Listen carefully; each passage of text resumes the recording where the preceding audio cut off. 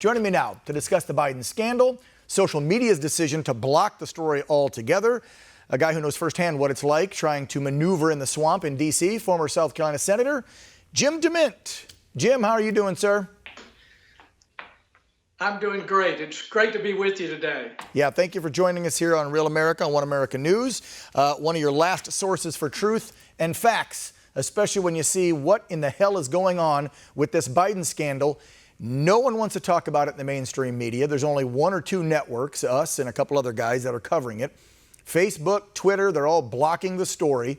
This is insane. Now, I hope, and you being a former senator, maybe you can fill us in. I saw that Senator Hawley and some other ones have demanded that we get the CEOs from these tech companies in front of them this week. I think I heard, you can maybe confirm, and take them to task and hold their feet to the fire. This is pure, blatant censorship. Are we in China or are we in America? Well, there's a big difference between truth and lying. I've been writing a lot about lying lately and what the left is doing.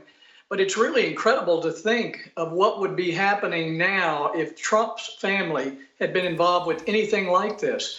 I mean, they made a 3-year news story out of a fake Russian hoax, but this is real, and it's not the only evidence here. We've got lots of other evidence that Hunter Biden and his family were heavily involved with international corruption, which affected our foreign policy. I mean, this should really frighten every American as we think about this, and it's certainly worthy of news coverage.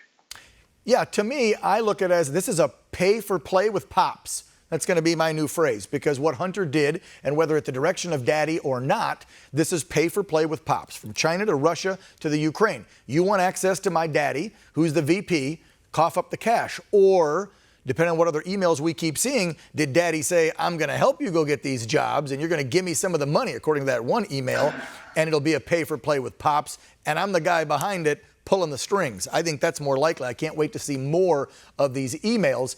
You were just talking about the actual legitimacy of this. And I heard another conservative news outlet just last week, Jim, say they had confirmed, and I know we have confirmed up and down, left and right, sources that were on these chain emails from the companies have actually said, yeah, I was on that chain email. I mean, how much more proof do you need? No question about it. And I hope we can get past this election and can get reelected so that we can look into all of the lies and miscommunication that are coming out of the media, and particularly the big tech companies. We can't operate as a free country if there's no truth, and they're not even willing to look into things like this that have very serious implications.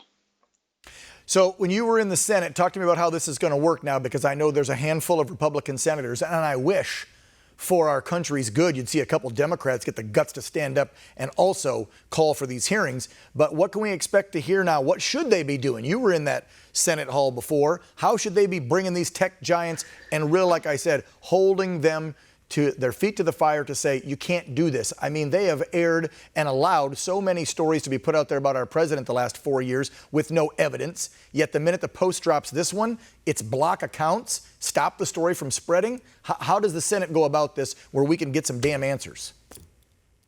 Well, I never found these hearings very satisfying, because you bring in these big wigs and they sit there and read their statements and they don't answer the things that need to be answered. But what we need to do with these big tech companies is take away their protection and make them operate like other media. They are supposed to be a neutral distribution source. Instead, they are a news source where they shape the news. So they should have the same liability that you do, that Fox does, and that every other media does. They need to play by the same rules that other media do. Yeah, I agree. And Jim, something else that has to be changed, and you can probably fill me in on this one. We heard last week from one of our guests, Anna Luna, who is a congressional candidate down in Florida, that she's not getting certified, her ads aren't being pushed out there, the algorithms are changing on her social media, like Twitter mainly, but not for Charlie Crist, her opponent. So we need to change some FEC regulations and rules, right? So that social media falls under regular mainstream media as far as fair and equal airtime. Because right now, obviously, if you went out to a TV station and you're a candidate for Congress and they interview you for 2 minutes, they're supposed to interview the other candidate for 2 minutes. If you're buying $10,000 worth of ads, the other candidate's supposed to get the same amount of ads for the same 10 grand. But we don't have anything to monitor social media and make sure they follow the same rules currently under the FEC, correct? Exactly. And also they need to follow FCC guidelines. But because of the dominance and the monopoly power of these big tech companies, the FTC, the Federal Trade Commission, needs to be involved with antitrust activities. And we need to come at this from every angle and at the same time try to create more and more media alternatives so that the only choices that we have are not controlled by these big tech companies. Yeah, something else that's been coming out over the weekend and more chatter about it this morning, possible connections to the Biden camp and these tech giants. We know a lot of them, obviously, let's be real, are liberal. They've donated money to Clinton, to Biden, to Obama, to, you name it, go all the way back. But how do we get in there and break this up, though, legally? This is going to have to be something done by, obviously, the American people getting loud enough to force our elected officials to create new legislation, new laws, right, which could take a while, and we're 15 days out.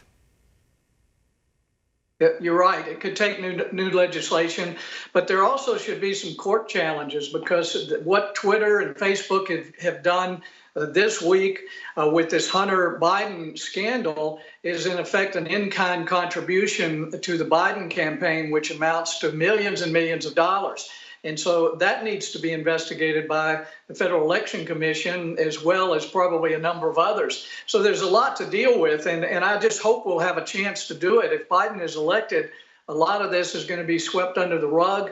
I hope we have 4 more years to look into these serious problems that we have with big tech and with the media. Yeah, well, you look at the media. If Biden wins this thing, no one at NBC or ABC or CNN is ever going to hold his feet to the fire and actually investigate this and find out. It'll just poof, go away. Speaking of stories going away, which I guess is kind of a good thing because the media was hammering it for the last week, of course, and you know this from being a former senator, is the SCOTUS pick and Judge Amy Coney Barrett. That story died down. The Democrats don't seem to be on their high horse hammering that so hard because they're trying to defend, block, and stop this story from coming out about their candidate. Talk to us about the process real quick because we watched the 4 days last week.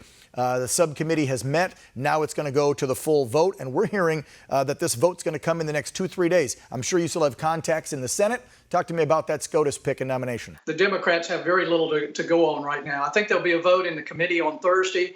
Next week, Mitch McConnell has announced there will be a vote on the floor of the Senate. They know they have the votes for this. So this will move on through. The Democrats will kick and scream, but it looks like they've got some other problems to deal with between now and then. Yeah, I think that they're going to, they've put the brakes on trying to dig up any dirt which you're not going to find on this judge. I think they've decided it doesn't look too good on the part of the tolerant left to be attacking a prestigious woman of her caliber. So hopefully this coming out, the Biden scandal, has pushed that back, and we don't have to hear any more nonsense. Just get her in, and let's move on with that one. Jim, we want to thank you so much for coming on the show, providing us some insight there on what's happening with this. Any other clues or information, or because I know the backdoor channels at D.C., they're a little different. I'm sure even though you're not there anymore, you're still talking to current senators and congressmen. So any scuttlebutt, anything new that's going to break this week that we, the media, don't know about yet, whether it be this scandal or Twitter or anything like that? Well, if there is a scandal, we probably won't hear about it. I still work in Washington almost every week, and I'm working with the House guys in the Senate, and I also travel around the country. And right now, the energy seems to be on Trump's side. The money is on the side of the left and the Democrats. So I just hope Americans will stand up and go to the polls and give us 4 more years of a chance to dig out of this coronavirus hole and keep moving the country forward. I totally agree with you, Jim. I'll tell you, if COVID wouldn't have hit, could you imagine what 2020 was geared up to look like under this administration with unemployment at the lowest in history for every single race, color, creed, you name it? We had more jobs than we had people. It's just a shame what could have been in 2020. So let's hope we can see what happens with 4 more. But I'm a little worried with all the disinformation, with all the blocking, with all the silencing that we're seeing from the left, whether it's social media, mainstream media, or these politicians who are outright lying to the American people. I'm really, really nervous. So keep up the fight, Jim. Keep up the message out there and keep going. We'll have you back on real soon. Appreciate it a lot. Thanks. Yeah, appreciate it. All right, folks, coming up after the break here on Real America, thousands of Trump voters came out over the weekend. As Jim just said, they showed their support for the president all across our country. But sadly, 2 were brutally attacked. That's right, just for peaceful protest. We're going to have more on that. Plus, White House Director of Strategic Communications, Lisa Farah, going to join us. Don't go away. We'll be back in 2.